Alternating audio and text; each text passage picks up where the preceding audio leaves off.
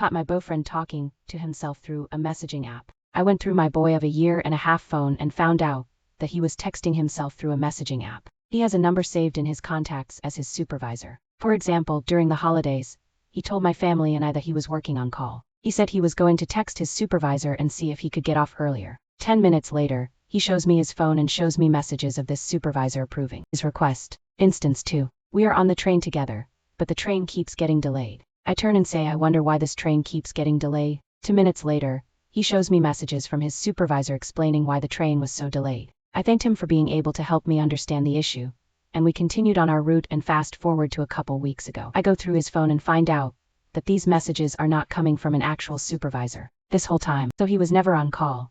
He never had to send a text to get off call. He had been texting himself back and forth for months, and he just recently stopped after I confronted him about it. I'd like to note that I was also not perfect in this relationship. I don't want to make it seem like he's the bad guy and I'm the innocent victim. However, this, I feel, is next level. Doing this takes serious dedication. And honestly, it's scary. I would have been forgot to text myself back within 2 to 3 days. I asked him why he did this. His reasoning was that his parents don't believe that he's at work when he tells them, so he fakes messages so that he could show them as proof. Sounds like to me. That excuse would have just barely been believable if he didn't include me in the lies. He apologized for including me in it, and he says he wants another chance to do better, but I'm afraid that this other chance will just be another cycle full of lies. If he's willing to go far with little to no motive, how far is he willing to go when he has something worth trying to cover up? He also admitted that he'd do things to try to impress me. I think he may be having an identity crisis. He makes me feel bad for choosing to walk away, but I keep trying to explain to him that this isn't a normal situation that people go through all the time.